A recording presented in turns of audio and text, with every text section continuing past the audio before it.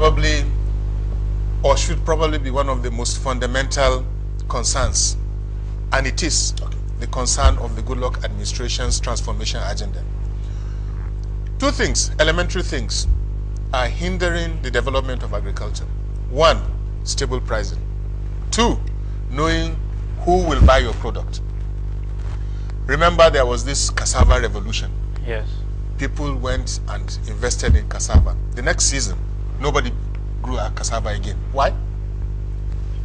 They bought at a price that was below their cost of production. The price was not determined, the buyer was not clear.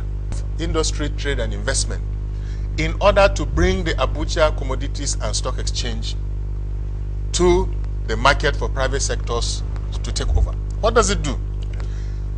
We will establish a warehouse depository receipt system using some of the warehouses the Ministry of Agriculture has built over the years. Okay.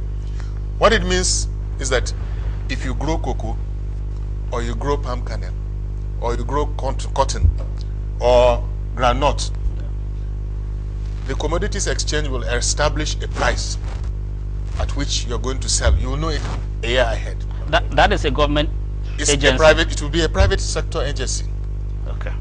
We're working on privatizing the Abuja Commodities and Stock Exchange. It will be owned by the private sector. And they are going to run this warehouse depository receipt system. You grow a commodity, you know where to go and sell it. You sell it to the warehouse, you collect your receipt. If you want to cash your money, you go to the stock exchange, sell it to somebody. He buys it, he keeps it. Why the warehouse? What is the warehouse is where you keep the goods, the commodities. Because there's no market for that. That is the market. The warehouse buys the commodities from the farmer, and issues him a receipt. The farmer can choose to keep it or sell it off to another person who holds the receipt. In 6 months, probably the prices move. He sells it to another person until the end user picks the commodities. What about damage? The warehouses will be tailored to conserve the commodities. There will be specialized warehouses, which is very, very critical. Yes. So the farmer will know where to sell and at what price to sell. Now, once this mechanism works, Fidel, agriculture will be bigger than oil. Why? Because 30 million people will grow either groundnut, cassava, beanie seed, cocoa, palm kernel, yam. Because once the warehouses are established, we will start from the existing one, and then the market will grow. Then we provide a stable pricing and defined locations of purchase. And all this driven by the private sector.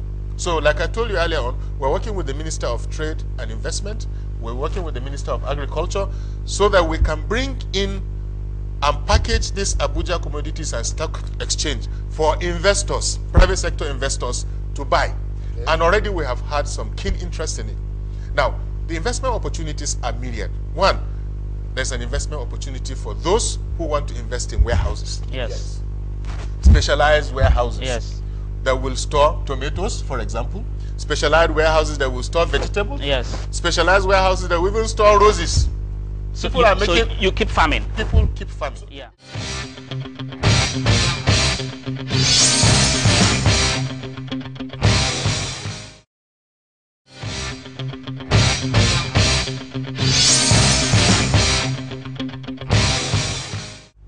Now, you see, economists have told us, those people who have taken some studies on the transport sector in Nigeria, they've said that because Nigeria is not using the most efficient means of transporting its goods from the port to the hinterland and from the hinterland to the port, the transportation costs an additional maybe 20 to 30% of the cost of a product. And that's why the Goodluck administration is looking at transportation as part of the transformation agenda. What are we doing? We have bills in the transport sector. We have the road bill and the road fund bill. We have the inland waterways bill. We have the railway bill. And we have the ports and harbor bill. What do these bills seek to do? One, they seek to liberalize the sector. If you notice, in this sector, only government, and in fact, only federal government can invest in those areas. Like railway, like roads, only governments can invest in that area. But of course, we have heard of the Eurotunnel that was built by private capital. Okay. What we intend to do by these bills, let's take the road bill. It will create a road authority that will be vested with the ownership of roads, which means it can grant concessions to private sector individuals, to whoever is willing or has the capacity to invest in roads. It will also set up an independent regulator who is going to regulate the activities of the sector so that there is clarity. The same thing with the railway. Once the Railway Act is passed, it will abrogate the Railway Act that gives a monopoly to the Nigerian Railway Corporation.